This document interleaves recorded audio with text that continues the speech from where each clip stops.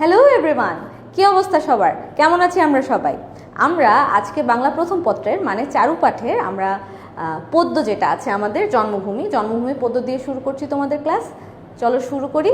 তার আগে জানিয়ে দিই আমার পরিচয়। আমি Kumkum Sharmin, senior teacher, 10 minutes school, শিক্ষকতা পেশার সাথে আছি বিগত 20 বছর ধরে। আমার পড়াশোনা ঢাকা বিশ্ববিদ্যালয়, Motijheel model school and college, আর আমার স্কুল হচ্ছে শেরেবাংলা বালিকা মহাবিদ্যালয়।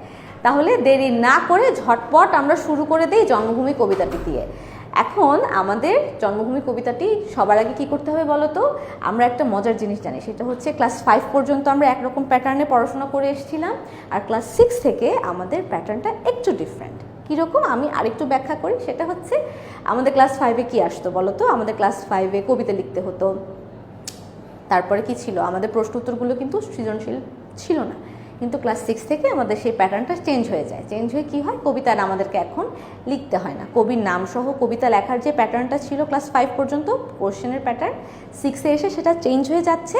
আর তার পরিবর্তে প্রশ্ন উত্তরের যে ব্যাপারগুলো আসছে সেখানে কি হচ্ছে বলো তো? সেখানে আমাদেরকে সৃজনশীল লিখতে হচ্ছে। সেখানেও কিন্তু আমাদের কোয়েশ্চেন প্যাটার্নটা একটু ডিফারেন্ট। আর একটা ক্লাসে তোমাদের সাথে আমার কথা হবে ইনশাল্লাহ, কেমন করে বাংলা প্রথম পত্রের কোয়েশ্চেন প্যাটার্নটা কেমন হবে এবং কেমন করে আমি আনসার করব। আচ্ছা, সেটা তো আরেক দিনের গল্প বা আরেক দিনের কথা। আজকে আমরা কি করছি? আজকে আমরা জন্মভূমি কবিতাটা পড়ব আজকের ক্লাসটাতে। এর মৌলিক আলোচনা সম্পর্কে জানবো, মূলত জন্মভূমির কবিতার মূল ভাব কি সেটা আমরা জানার চেষ্টা করব আমাদের নিজেদের মতো করে। আর তারপর আমরা চেষ্টা করব একটা সৃজনশীল প্রশ্নের উত্তরের মাধ্যমে কেমন করে তুমি সৃজনশীল খাতায় লিখবে, সৃজনশীল প্রশ্নের উত্তর তুমি খাতায় লিখবে, সেটাকে তোমাদের কাছে ব্যাখ্যা করার আর কিছু এমসিকিউ সলভ। ঠিক আছে, তাহলে দেরি না করে আমরা চলে যাই হচ্ছে কবিতাটায়। আচ্ছা, প্রথমেই বলে দিয়েছি যে দেখো, এখন থেকে কিন্তু ক্লাস 6 থেকে যেটা হয় সেটা হচ্ছে কি, আমাদের খাতায় লেখার যে ধরনটা সেটা কিছুটা চেঞ্জ হয়ে যাচ্ছে। এটা মূলত যদি সব ঠিকঠাক থাকে তোমার টিল একটা লম্বা সময় এসএসসি পর্যন্ত তুমি হয়তো বা এভাবে করেই যাবে।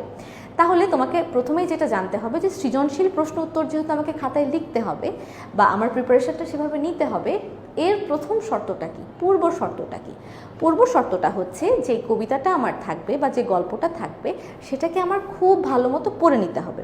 তখন কি হবে, আমাকে উদ্দীপকে যেখান থেকেই প্রশ্ন করুক, আমি আমার পড়া কবিতাটা বা আমার মেনশন যেই কি বলা যায় উদ্দীপকটা থাকবে সেটার সাথে আমার গল্পের বা কবিতার একটা লিঙ্ক আমি খুব সহজেই করতে পারবো। তাহলে সেইটারই ধারাবাহিকতায় আমরা স্টেপ বাই স্টেপ আগাই। আমি সবার আগে কী করছি, আমি জন্মভূমি কবিতাটি পড়ে নিচ্ছি। জন্মভূমি কবিতাটি কে লিখেছেন? রবীন্দ্রনাথ ঠাকুর। নাম শুনেই আমি বুঝতে পারছি এটি একটি দেশাত্মবোধক পদ্য হতে যাচ্ছে, তাই না? যেখানটাতে আমার দেশের প্রতি আমার ভালোবাসা, দেশের প্রতি আমার মমত্ববোধ, এর পাশাপাশি দেশের প্রতি আমার দায়িত্ব এবং কর্তব্যবোধেরও একটা বহিঃপ্রকাশ আমি দেখতে পারবো। চলো চলে যাই। সার্থক জনম আমার জন্মেছি এই দেশে, সার্থক জনম মাগো তোমায় ভালোবেসে। জানি নে তোর ধনরতন আছে কিনা রানীর মতন, শুধু জানি আমার অঙ্গ জুড়ায় তোমার ছায়ায় এসে। কোন বনেতে জানি নে ফুল গন্ধে এমন করে আকুল, কোন গগনে ওঠে রে চাঁদ এমন হাসি হেসে। আখি মেলে তোমার আলো প্রথম আমার চোখ জুড়ালো, ওই আলোতে নয়ন রেখে মুদব নয়ন শেষে। কি কেমন লাগলো কবিতাটি পড়ে? কবিতাটি আবৃত্তির পর আমার মনে হলো যে ছোট্ট একজন মানুষ তার আকুতিটা, মনের ব্যাকুলতাটা প্রকাশ করছেন, তার চাওয়াটা এই পংক্তিগুলোর মাধ্যমে তিনি ব্যক্ত করতে পেরেছেন। আমার সেটাই অন্তত মনে হয়েছে। তোমাদের কি মনে হচ্ছে? আমরা কি সেখানটাতে যাব নাকি এখান থেকে আমরা একটু মার্ক করব সবার আগে? আচ্ছা, সার্থক জনম আমার জন্মেছি এই দেশে, সার্থক জনম মাগো মাগো তোমায় ভালোবেসে। এখনো কি তুমি জানো এই যে মা গো বলে কাউকে সম্বোধন করা হলো, এই মা আসলে কাকে বোঝানো হয়েছে? কবিকে এখানে তার মাকে ডাকছেন। এই মা হচ্ছেন আমাদের দেশমাতৃকা। জানি নে তোর ধন রতন আছে কিনা রানীর মতন, শুধু জানি আমার অঙ্গ জুড়ায় তোমার ছায়ায় এসে, রানীর মতন তোমার ছায়ায় এসে। কোন বনেতে জানি নে ফুল, গন্ধে এমন করে আকুল, কোন গগনে ওঠে রে চাঁদ এমন হাসি হেসে। আখি মেলে তোমার আলো, প্রথম আমার চোখ জুড়ালো, ওই আলোতে নয়ন রেখে মুদব নয়ন শেষে। কোন বনেতে জানি নে ফুল, গন্ধে এমন করে আকুল, তার মানে আচ্ছা, কোন গগনে ওঠে রে চাঁদ এমন হাসি হেসে। আখি মেলে তোমার আলো, প্রথম আমার চোখ জুড়ালো, ওই আলোতে নয়ন রেখে মুদব নয়ন শেষে। জানো আমি কেন এই লাইনগুলোকে স্পেসিফিক্যালি আমি এই কয়েকটা লাইনগুলোকে নির্দিষ্ট করে দাগালাম? প্রত্যেকটা পংক্তিতেই কিন্তু আমি কিছু কিছু শব্দকে আলাদা করে আমি কি করেছি বলো তো, আলাদা করে আমি মার্ক করেছি। কেন? কারণ আমি এখন পরবর্তী স্লাইডটাতে যাই, তুমি দেখতে পাবে মৌলিক আলোচনা, এই কবিতার গুরুত্বপূর্ণ দিকসমূহ।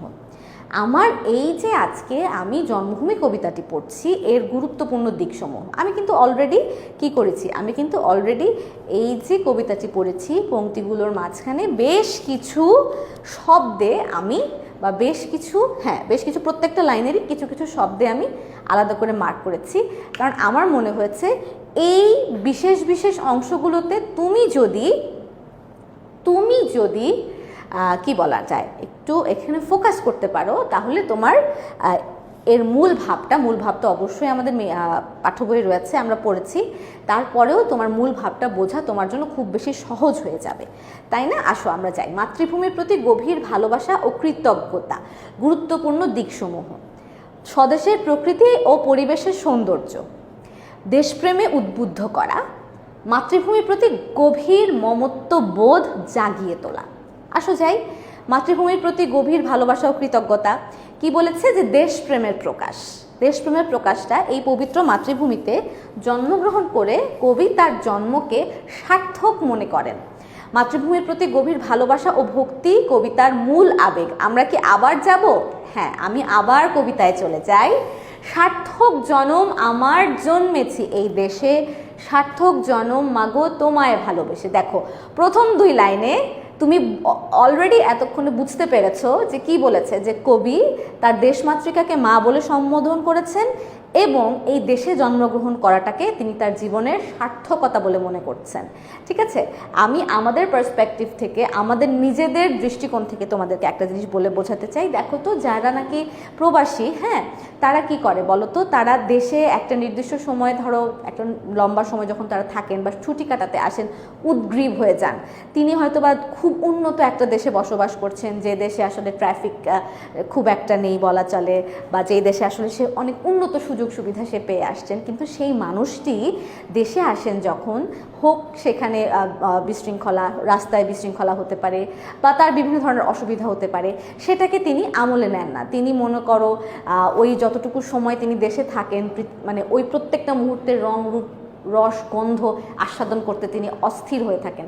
তোমাদের আশেপাশে নিশ্চয়ই এমন অনেক প্রবাসী আত্মীয় স্বজন আছেন যারা দেখবা যতদিন দেশে থাকেন তারা আসলে প্রত্যেকটা সময়, প্রত্যেকটা মুহূর্ত, তাদের শরীরের প্রত্যেকটি অংশ বলো, প্রত্যেকটি কোষ বলো বা সমস্ত অস্তিত্ব দিয়ে দেশে থাকার ওই সময়টাকে অনুভব করেন। ঠিক আছে, আচ্ছা, তারপরে যেটা বলা হয়েছে সেটা হচ্ছে যে এই যে মাতৃভূমির প্রতি গভীর ভালোবাসা ও ভক্তি কবিতার মূল আবেগ। মাতৃভূমির গুণগান, মাতৃভূমিকে রানীর মতো ধনরত্নে সমৃদ্ধ হতে হবে কবি তা মনে করেন না। মাতৃভূমির প্রকৃতির সৌন্দর্য ও স্নেহময় ছায়ায় তাকে পরিতৃপ্ত করে। আবার চলে যায় কবিতাটিতে, কি বলা হয়েছে? জানি নে তোর ধনরতন আছে কিনা রানীর মতন, শুধু জানি আমার অঙ্গ জুড়ায় তোমার ছায়ায় এসে। আচ্ছা, তুমি এখন তোমাকে দিয়ে একটা জিনিস চিন্তা করো তো, সেটা হচ্ছে মনে করো এই যে ধনরতন আছে কিনা রানীর মতন।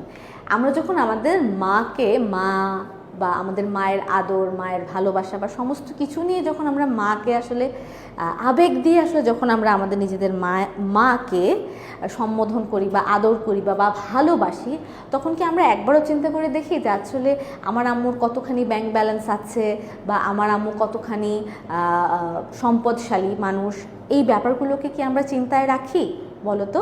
আমরা কিন্তু এই ব্যাপারগুলোকে মনে হয় না কেউ চিন্তায় রাখি। কারণ মা হচ্ছে এমন আবেগের একটা জায়গা, মা হচ্ছে এমন ভালোবাসার একটা জায়গা যেখানটাতে ধন সম্পদ প্রভাব প্রতিপত্তি এই বিষয়গুলো কখনোই কি হয় না বলো তো, কখনোই হিসাবের মধ্যে এই বিষয়গুলো আসে না।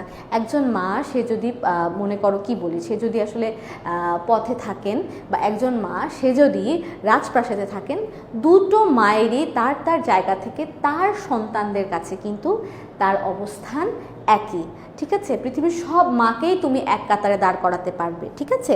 তো এটাই বলা হয়েছে যে আমার দেশকে সম্পদশালী হতে হবে, তা না হলে আমি আমার দেশকে ভালোবাসতে পারবো না, ব্যাপারটা কিন্তু তা নয়, ঠিক আছে?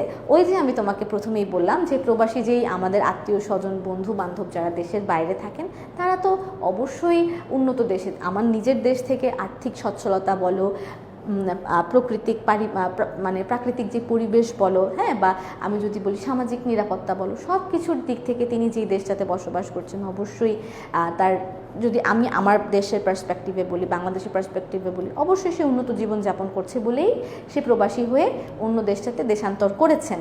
কিন্তু তারপরেও তার দেশমাতৃকার প্রতি যেই ভালোবাসা সেটা কিন্তু কমে যায়নি। বাংলাদেশ একটা উন্নয়নশীল দেশ, তাই বলে যে সে তার দেশকে ভালোবাসবে না, দেশের মানুষকে ভালোবাসবে না, ব্যাপারটা কিন্তু তা নয়, মোটেও তা নয়। ঠিক এ কারণেই কবি বলেছেন, জানি নে তোর ধনরতন আছে কি না রানীর মতন। মায়ের ধন সম্পত্তি যেমন রানীর মতো থাকলেই আমি তাকে মা বলে ডাকবো, মা বলে ভালোবাসবো, তা কিন্তু নয়। দেশের ব্যাপারটাও ঠিক তাই। আমার দেশ সুজলা সুফলা শস্য শ্যামলা, এই সবুজ বাংলাদেশই আমার দেশ। হ্যাঁ, হতে পারে আমার বাংলাদেশে ইউরোপ আমেরিকার মতো রাস্তাঘাট নেই, হতে পারে আমার বাংলাদেশের সামাজিক সুবিধাগুলো উন্নত দেশগুলোর মতো নয়, তাই বলে কিন্তু আমি আমার দেশকে কোনো অংশে প্রবাসী হয়েও কম ভালোবাসি না, ঠিক আছে? শুধু জানি আমার অঙ্গজুড়ায় তোমার ছায়ায় এসে। ওই যে সেই মানুষগুলো কি করে, হাহাকার করে, কবে আমি আমার দেশে ফিরে যাব, কবে আমি আমার দেশমাতৃকার বুকে খালি পায়ে একটু হেঁটে বেড়াবো, কবে আমি আমার দেশের সবুজ শ্যামলিমায় বুক ভরে নিঃশ্বাস নেব, তাই না? সেটাই। আচ্ছা, তারপরে আবার কি বলেছি দেখো তো, তারপরে বলেছে প্রকৃতির রূপ গন্ধের প্রশংসা, ঠিক আছে?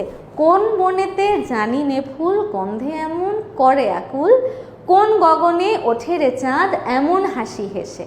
দেখো পৃথিবীর সব ফুল তুমি যদি বলো, মানে আমি যদি বলি বা আমাদের দৃষ্টিতে যদি আমরা বলি, মোটামুটি ঢাকার গোলাপ ফুলের যে মানে সুবাস, সেই সুবাস কি আমেরিকার গোলাপ ফুল বা পারস্যের গোলাপের গন্ধে নেই?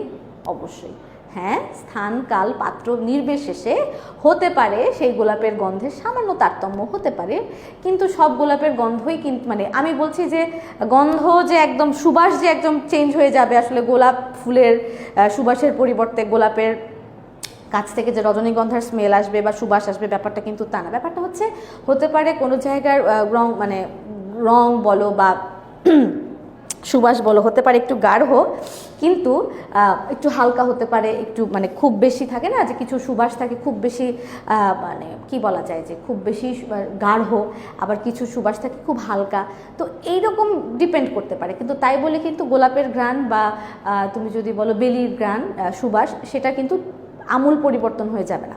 তো সেটাই বলেছে যে আসলে আমার দেশের বা গ্রামে আমরা যারা থাকি বা আমরা যারা বড় হয়েছি বা আমরা যারা গ্রামে বেড়াতে যাই, তোমরা দেখবা একটা খুব সুন্দর একটা দৃশ্য দেখা যায় যে চাঁদনি রাতে, যে আমরা হয়তো বা কি, আমরা তো গ্রামে বেড়াতে যাই বিভিন্ন অকেশানে, তো তখন দেখা যায় যে গ্রামের উঠোনে যখন নাকি সবাই মিলে গল্প টল্প করি, অদ্ভুত মায়াময় একটা সুবাস নাকে আসে।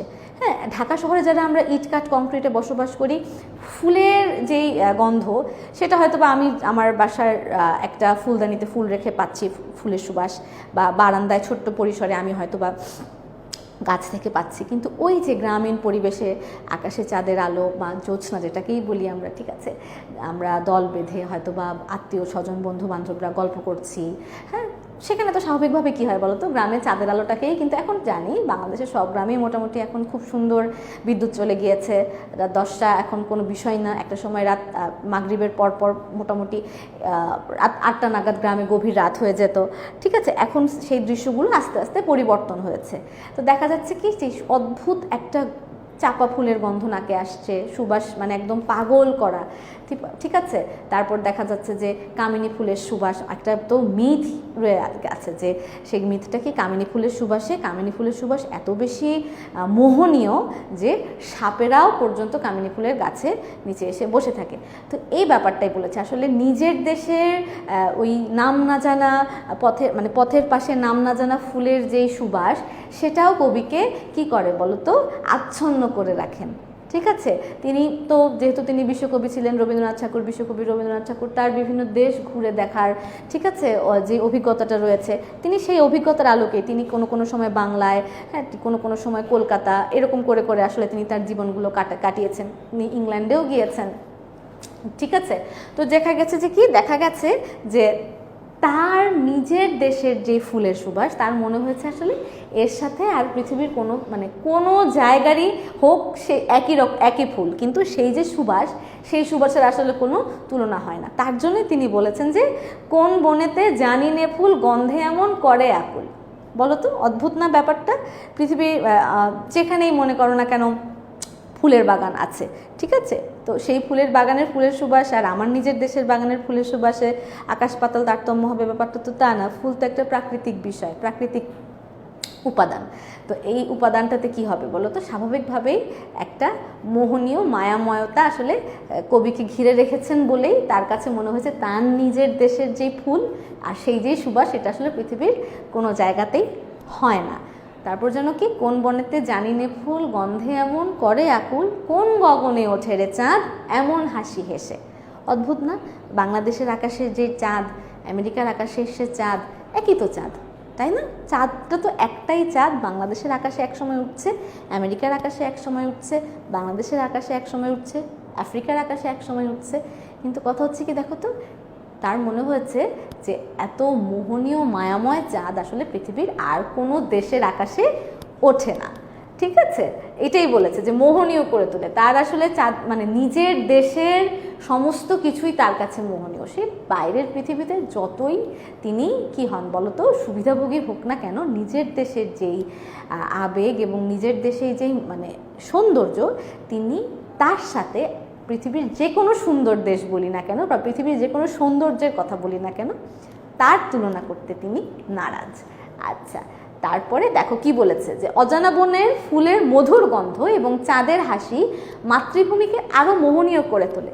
এই যে দেখো, আমরা যারা আসলে ঢাকায় বা শহরে, ইট কাঠের শহরে আমরা যারা বসবাস করি, খুব স্বাভাবিকভাবেই এই প্রাকৃতিক উপাদান মনে করো ফুল, বাগান না ঠিক, ফুল, তারপর মনে করো ফলের গাছ, সবজির গাছ, এই বিষয়গুলো না আমাদের অনেকটা বারান্দা কেন্দ্রিক হয়ে গেছে। বারান্দা কেন্দ্রিক কেন হয়ে গেছে আমি বলছি, কারণ হচ্ছে যে একটা সময় কি ছিল, একটা সময়ে বা যখন নাকি ঘনবসতি কম ছিল, তখনও মানুষের হয়তো বা সুযোগ হতো যে নিজের বাড়ির উঠোনে একটুখানি ছোট্ট ফুলের গাছ, একটু ছোট্ট ফলের বাগান, ছোট্ট একটু সবজি বাগান করা যায়। কিন্তু বর্তমান সময়ে তো এই ব্যাপারগুলো খুব লিমিটেড হয়ে আসছে। তো গ্রামে যারা থাকেন তারা দেখা যাচ্ছে যে কি, তারা নিজের শখ, নিজের ভালো লাগা, এগুলো থেকে যে খুব বেশি গার্ডেনিং বলো বা বাগান করা বলো করেন, ব্যাপারটা যে ঠিক তা তেমন না। তো বাগানে তো বা গ্রামে তো কি হয় বলো তো, গ্রামে যেটা আসলে শহরে সম্ভব না, এই বড় বড় ইট পাথরের দালান কোঠার জন্য, কিন্তু গ্রামে কি হয় বলো তো, যত্ন করো আর নাই করো, অযত্ন অবহেলায় পথের ধারে খুব মোহনীয় কিছু ফুল ফুটে থাকে, ঠিক আছে, সেখান থেকে খুব চমৎকার কিছু গন্ধ আসে, ঠিক আছে। তারপরে যে তোমাকে বললাম, তুমি হয়তো বা আমি যেটা আমার নিজের ছোট্টবেলার একটা খুব মজার স্মৃতি আমি বলবো, সেই স্মৃতিটাকে আমি এখনও না লালন করি আমার অন্তরে। সেটা হচ্ছে যে আমরা একটা সময় দাদুবাড়ি গ্রামের বাড়ি বেড়াতে গিয়েছিলাম। তো তখন হচ্ছে আমার মনে আছে বিশাল বড় একটা নৌকায়, স্বাভাবিকভাবেই এটা অনেক বছর আগের ঘটনা, তখন রাত 8টা মানে হচ্ছে অনেক গভীর রাত। আমার মনে আছে, এখনও মনে আছে, রাত 8টার দিকে আমরা বিশাল বড় একটা নৌকায়, আমরা ফ্যামিলি মেম্বাররা বেশ কয়েকজন, আমাদের আত্মীয় স্বজন বন্ধু, তারপরে আমাদের সমবয়সী যেই ভাই বোনেরা থাকেন, চাচাতো ভাই বোনেরা, ফুফাতো ভাই বোনেরা, আমরা সেই নৌকায় করে, তখন আসলে পদ্মা নদীর বা পদ্মার যে চর ছিল সেই চর সংশ্লিষ্ট খাল দিয়ে আমরা সেই চরে গিয়েছিলাম। অদ্ভুত সুন্দর রূপালী এক চাঁদ। আমি তখন আমার বাংলা বই, আমার মনে আছে এই জন্মভূমি কবিতাটি আমি পড়েছিলাম এবং আমার মনে হয়েছিল, বিশ্বাস করো তোমরা, যে এইটাই হচ্ছে আসলে মুহূর্ত, এবং এই মুহূর্তটাই কবি ধরতে পেরেছিলেন। তিনি বিশ্বকবি বলেই তিনি কলমের লেখনীতে তিনি কবিতা হয়ে, তার কথাগুলো বা মনের ভাবগুলো কবিতা হয়ে তিনি ফুটিয়ে তুলতে পেরেছিলেন বা পেরেছেন। আর আমি খুব সাধারণ একজন মানুষ বলে তার জন্মভূমি কবিতাটি পড়েছি, আর সাথে সাথে এই প্রকৃতির সংযোগ ঘটিয়েছি, এই মুহূর্তটার সংযোগ ঘটিয়ে আমি এই রং রূপ রস গন্ধটাকে আস্বাদন করছি। ঠিক আছে, এই ছিল ব্যাপার। তো দেখো, ঠিক এই রূপ গন্ধ কবিকে আকুল করে তোলে, ওই যে আমাকে যেমন করে আকুল করে তুলেছিল। ঠিক আছে, কবি প্রথম আলো দেখেছেন মাতৃভূমির আকাশে। স্বাভাবিকভাবেই আমরা কি হয়েছে, এই জায়গাটাতে আমার তোমার জন্মস্থান যেখানে, আমাদের সেই সময়টাতে আমাদের চোখ মেলে আমরা কি দেখি, মাতৃভূমির আলোই তো আমরা দেখি। হ্যাঁ, যারা বাইরে থাকে তাদেরটা আলাদা বিষয়, কিন্তু তিনি এখানে সেটাই বোঝাতে চেয়েছেন। মাতৃভূমির আলোতে নয়ন রেখে শেষ বিদায় জানাতে চান, এই আলোতে নয়ন রেখে মুদব নয়ন শেষে। তার মানে এই আলোতেই তিনি তার জীবনের শেষ নিঃশ্বাসটা ত্যাগ করতে চান, এবং চোখ মানে যেটাকে বলছেন যে তিনি শেষ নিঃশ্বাস ত্যাগের সাথে সাথে তার দেহ ত্যাগ করতে চান। ঠিক আছে, তো বিনয় ও কৃতজ্ঞতা, এখানে আমি আসছি। তো কি বলেছেন যে এই কবিতার মাধ্যমে যেটা প্রকাশ পেয়েছে, তুমি যদি আরেকবার দেখো আচ্ছা, এই যে সম্পূর্ণ কবিতাটা আমরা পড়েছি, আমরা কিন্তু পুরো কবিতাটাতেই কি দেখেছি বলো তো?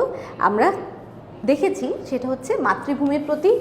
তুমি কি এই পুরো কবিতাটাতেই কোনো জায়গায় দেখেছো যে কবির আসলে নিজের দেশের প্রতি কোনো চাওয়া রয়েছে? তিনি গুণগান করেছেন, দেশের প্রকৃতির গুণগান করেছেন, তিনি তার নিজের দেশের কি বলা যায়, নিজের মায়ের সাথে তুলনা করেছেন। আর মায়ের সাথে তুলনা করার সাথে সাথে যে বিষয়টা চলে এসছে বলো তো কি, সেটা হচ্ছে যে নিজের সাথে তুলনা করার সাথে সাথে যে জিনিসটা এসছে সেটা হচ্ছে চাওয়া। আমরা মাকে যখন ভালোবাসি, আম্মু প্লিজ আমাকে কাপ চা বানিয়ে দাও, আম্মু প্লিজ আমার জন্য একটা আইসক্রিম নিয়ে আসো। ঠিক আছে, আম্মু আবার মাঝে মাঝে বলে না আমাদেরকে, আচ্ছা তোমাকে তো আমি আদর করছি বা তোমাকে তো আমি আসলে এই খেলার সুযোগটা দিচ্ছি, এর বদলে তোমার কাছ থেকে আমি কি পাবো, এরকম বলে না? কিন্তু দেখো তো, বা তোমরাও কিন্তু বলো যে হ্যাঁ আম্মু আমি তো তোমার কথা মতো হোমওয়ার্ক করে দিলাম, আমি তার বিনিময়ে কি পাবো? আম্মু আমি তো তোমার কথা মতো লক্ষ্মী মেয়ে হয়ে বা লক্ষ্মী ছেলে হয়ে বসে রইলাম, বাসার বাইরে গেলাম না, বন্ধুদের সাথে গেলাম না, আমি এর বিনিময়ে কি পাবো? একটা বিনিময়ের কথা আমাদের মাঝে চলে আসে। কিন্তু কবি কিন্তু নিঃস্বার্থভাবে, দেখো, কোনো চাহিদা না রেখেই মাতৃভূমির, তিনি শুধু চেয়েছেন যে এই দেশে তার নিজের মাটিতে তিনি হেসে খেলে বড় হবেন। বিনিময়ে দেশকে তার কি মানে, বিনিময়ে দেশ যে তাকে কিছু দান করবেন, কবি সেটা চাননি, সেই আকাঙ্ক্ষাটা কবি রাখেননি।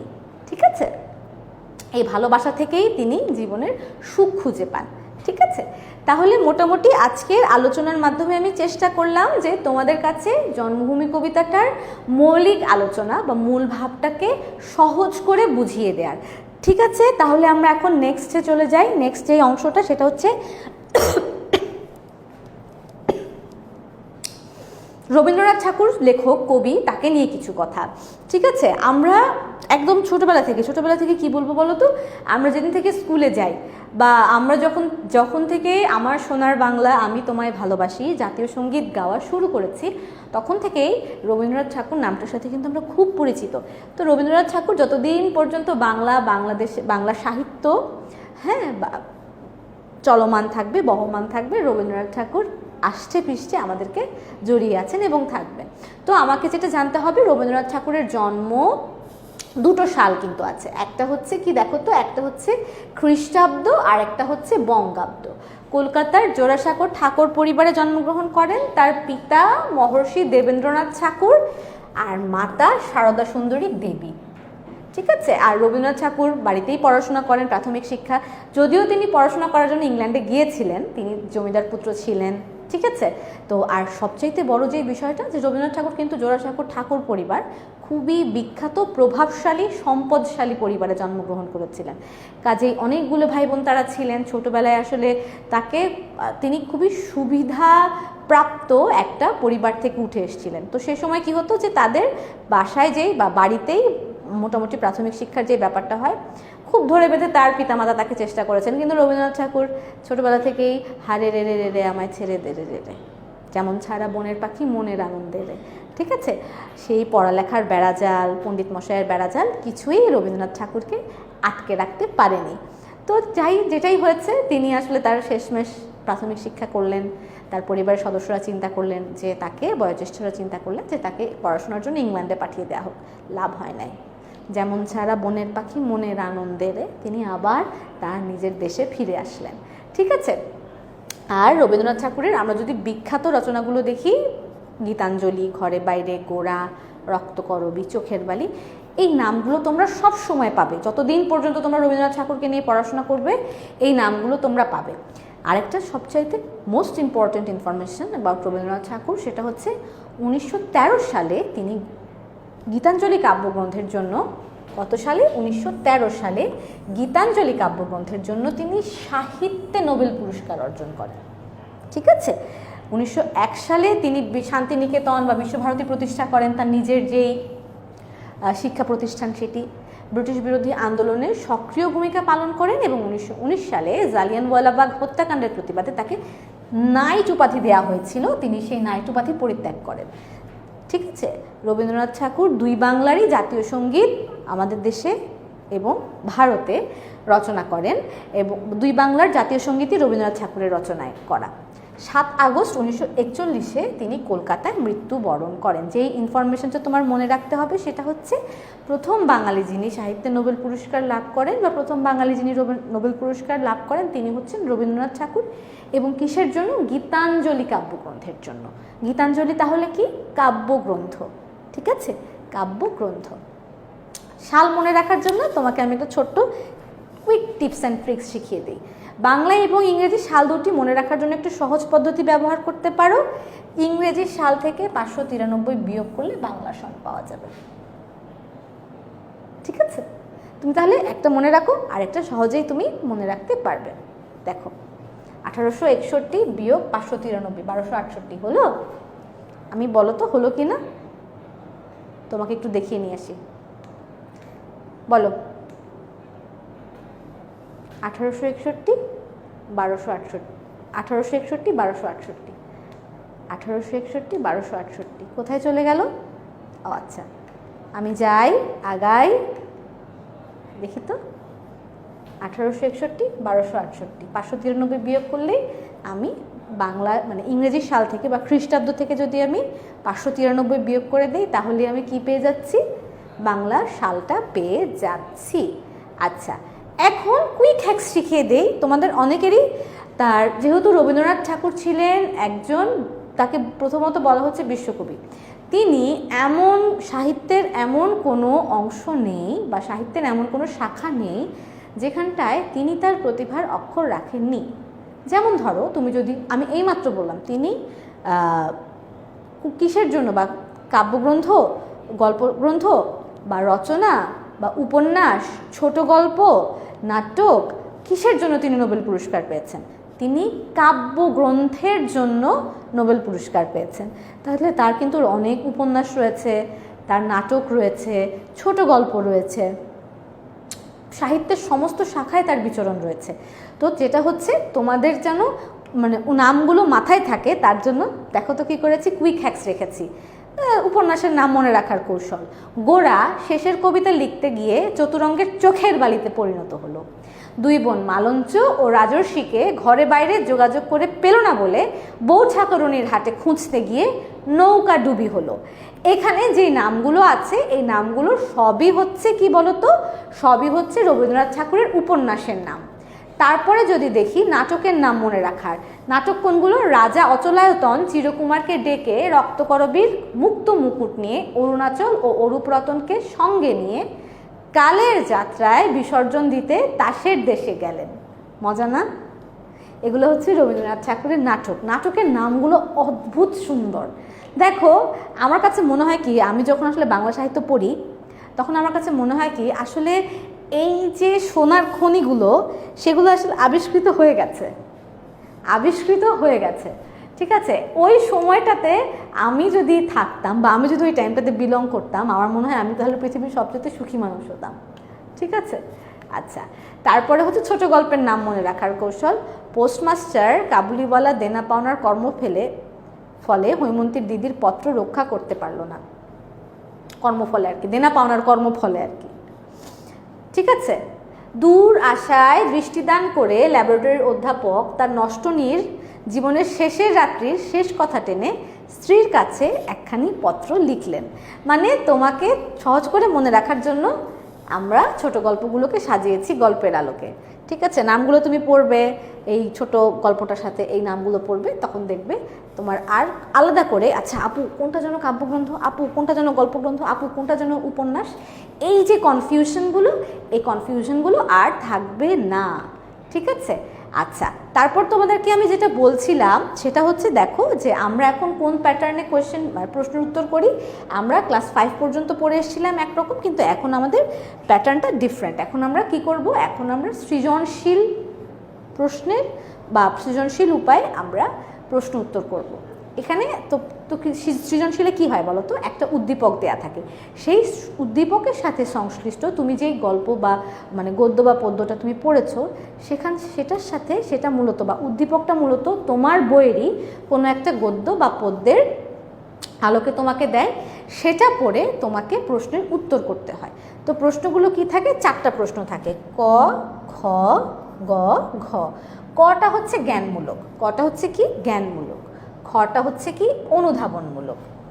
ঠিক আছে, গটা হচ্ছে প্রায়োগিক দক্ষতা, আর ঘ হচ্ছে উচ্চতর প্রায়োগিক দক্ষতা। আমি আর লিখলাম না।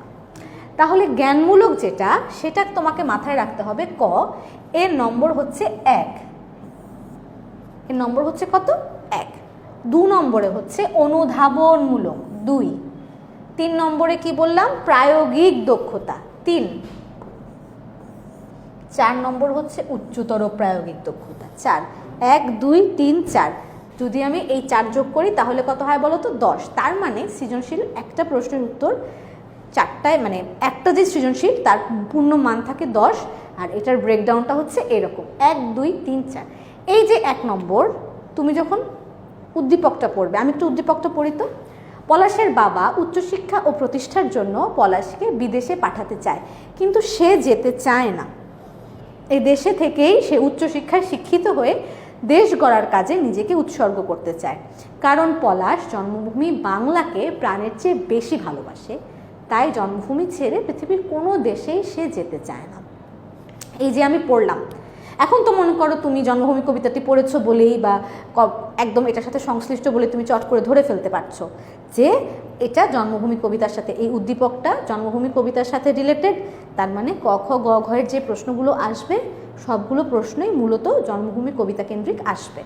তাহলে আমি কিভাবে করে সেটার উত্তর করব? খুব সহজে আমি তোমাকে একটা ট্রিক্স শিখিয়ে দিই।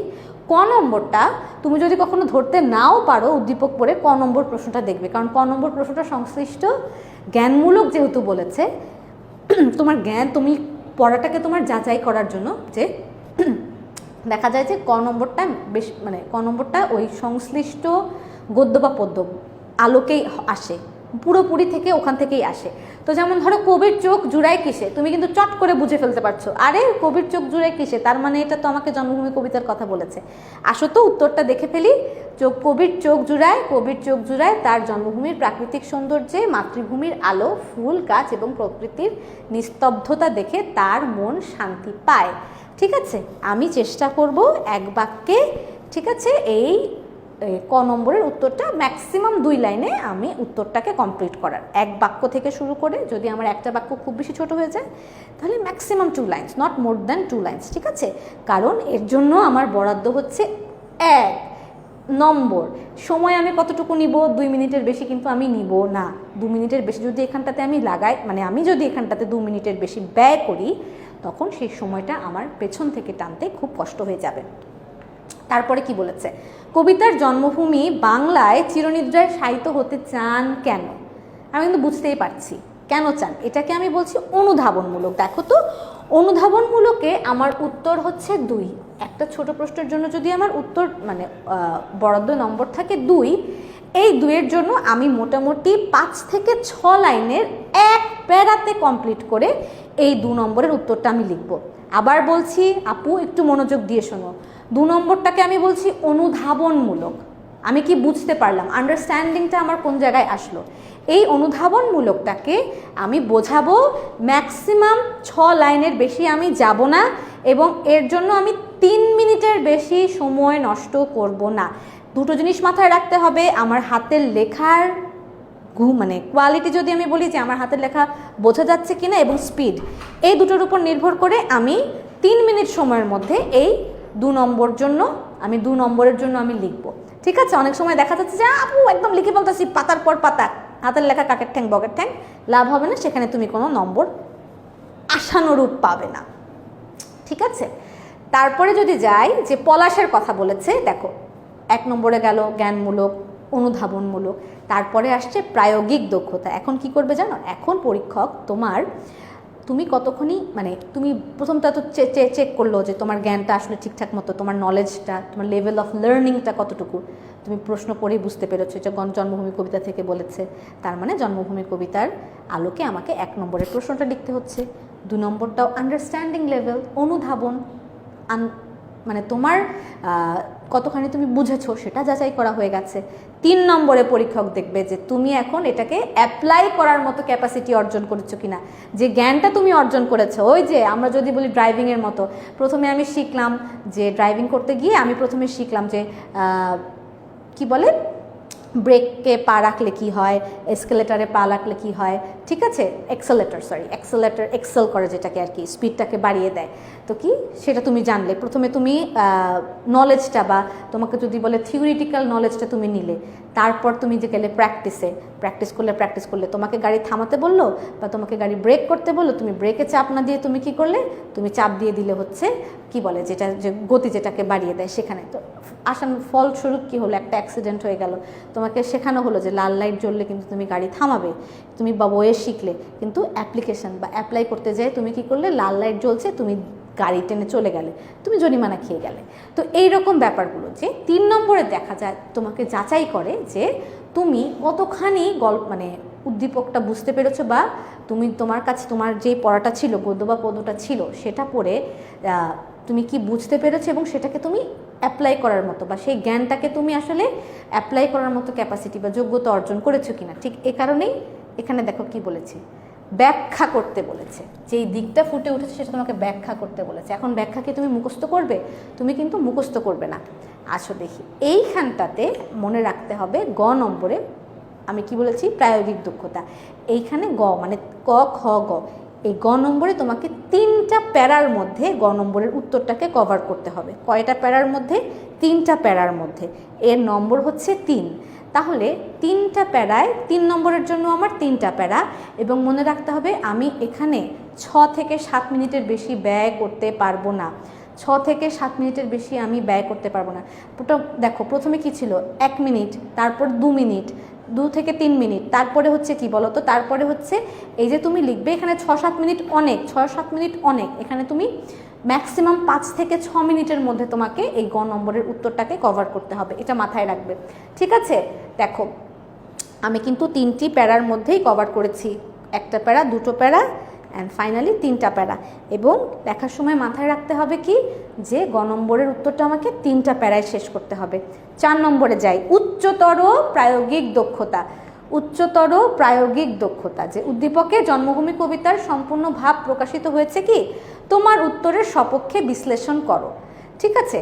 4 নম্বরের উত্তর হচ্ছে 4, এবং এটাকে তুমি 4 প্যারার বেশি লিখবে না। এই পুরোটা উত্তরকে তুমি 4টা প্যারার মধ্যে কভার করবে। দেখি তো, আমি একটু দেখি। প্রথম প্যারা তারপরে হচ্ছে কি বলেছে, সম্পূর্ণভাবে প্রকাশিত হয়েছে কি, তোমার উত্তরের সপক্ষে বিশ্লেষণ করো। উচ্চতর প্রায়োগিক দক্ষতা, তুমি একদম লার্নিংয়ের টপ লেভেলে থাকলে তোমার পরীক্ষক এখন যাচাই করবে যে না, আমার স্টুডেন্টটা সিঁড়ির প্রথম ধাপ, দ্বিতীয় ধাপ, তৃতীয় ধাপ অতিক্রম করেছে, সে এখন চতুর্থ ধাপে আছে। তার মানে পুরোটা বিষয়টাকে অ্যানালিসিস করা বা ব্যাখ্যা করার বা বিশ্লেষণ করে একটা মতামত দেওয়ার যোগ্যতা সে অর্জন করেছে। তার লেখনীতে এটাই মানে ফুটে উঠবে। যে তোমাকে যখন বলা হয়, এই তুমি আমাকে বলো তো আইসক্রিম ভালো না খারাপ, তখন তুমি কি এক কথায়, তুমি তো জানো আইসক্রিম খেতে খুব মজা লাগে, তুমি তো আইসক্রিমের কোনো ফুড ভ্যালু জানো না, যে আসলেও কি আইসক্রিমের মধ্যে কোনো ফুড ভ্যালু আছে, না সবাই শুধু বলে যে আইসক্রিম খেলে গলা ব্যথা করে। তুমি কিন্তু হুট করে কোনো একটা ডিসিশন, সবার তো আইসক্রিম খেলে গলা ব্যথা করে না। আবার কিছু কিছু মানুষ দেখা যাচ্ছে যে তার খুব খারাপ লাগছে, সে একটা আইসক্রিম খাচ্ছে, তার ভালো লাগছে, কারণটা কি? তুমি কিন্তু তখন কি উচ্চতর প্রায়োগিক দক্ষতা, হুট করে তুমি আনসার দিচ্ছ না, তুমি বিচার বিশ্লেষণ করে তারপরে একটা ডিসিশনে যাচ্ছ। এই যে দেখো ব্যাপারটা ঠিক তাই। আমি যখন 4 নম্বর উত্তরটা লিখব, এখানে আমার বিচার বিশ্লেষণের ব্যাপার থাকবে এবং এ কারণেই মোটামুটি 4 প্যারার মধ্যে আমি এটা লেখার চেষ্টা করব। ঠিক আছে, তাহলে মোটামুটি আমাদের কি হলো, আমরা একটা আইডিয়া পেয়ে গেলাম যে কেমন করে আমরা কেমন করে সৃজনশীলের উত্তর করব। আশা করা যায় এই সৃজনশীলের উত্তর নিয়ে তোমাদের সামনে, বা কেমন করে তোমরা সৃজনশীলের উত্তর করবে সেটা নিয়ে আলাদা করে আরেকটা ক্লাসে আমরা হাজির হব, আশা রাখছি।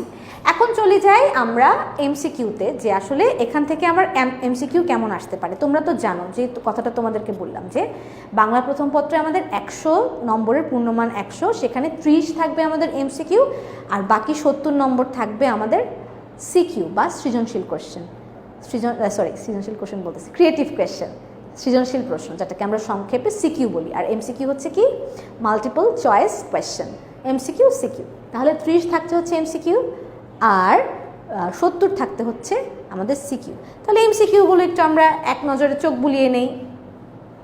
কবির মন আকুল হয় কিসে? ফুলের গন্ধে। কোন বনেতে জানি নে ফুল, গন্ধে এমন করে আকুল। বলেই তো দিয়েছে, চাঁদের আলো, গাছের ছায়া, জন্মভূমির আলো, হচ্ছে না। কোন বনেতে জানি নে ফুল, গন্ধে এমন করে আকুল। ঠিক আছে, রবীন্দ্রনাথ ঠাকুর কত খ্রিস্টাব্দে, কেন আমি তোমাদেরকে এই প্রশ্নটা দিয়েছি, এই প্রশ্নটা আসে খ্রিস্টাব্দ দিয়ে এবং বাংলার সাল দিয়ে, ভুল করা যাবে না। 1861 খ্রিস্টাব্দে, তাই না? হ্যাঁ। রবীন্দ্রনাথ ঠাকুর বাংলা কত সনে জন্মগ্রহণ করেন দেখেছ? রবীন্দ্রনাথ ঠাকুরের বাংলা ইংরেজি দুটো সালই খুব ইম্পর্টেন্ট, 1261।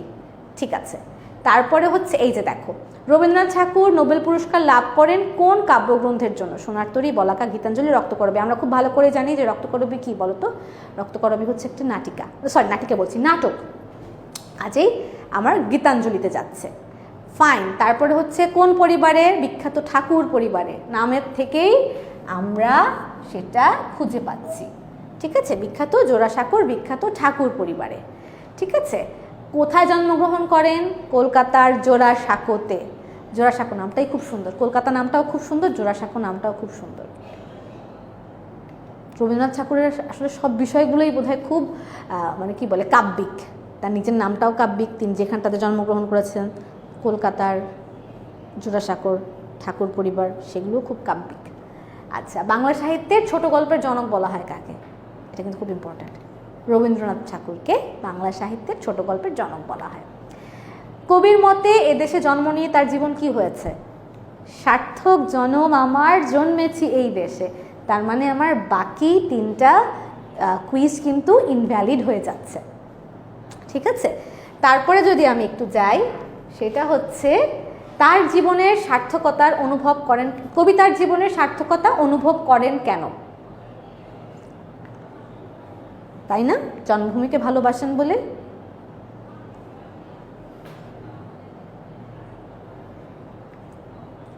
কবির অঙ্গ জুড়ায় কোথায় এসে? বলতো, দেশের ছায়ায়। তারপরে যদি যাই, গগন শব্দের অর্থ কি? আকাশ। জন্মভূমি কবিতাটিতে কবি জন্মভূমির ফুলের উল্লেখ করার পাশাপাশি উল্লেখ করেছেন কার কথা? বলতো, পরিবেশ, আলো, পানি। বলেছে তো, গগনের চাঁদ।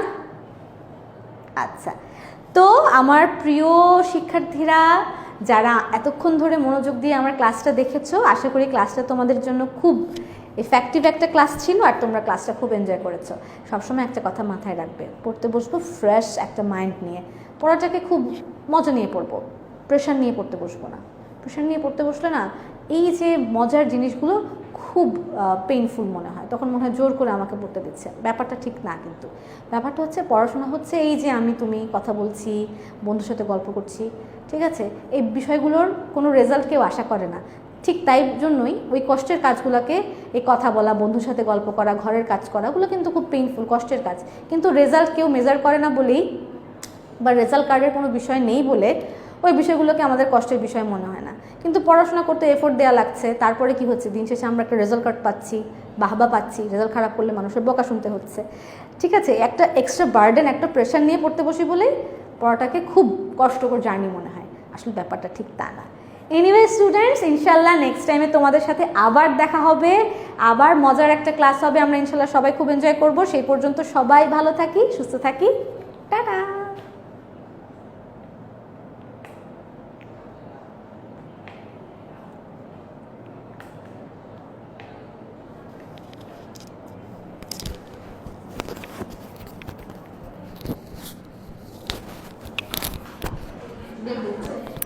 বেল পাচ্ছিল।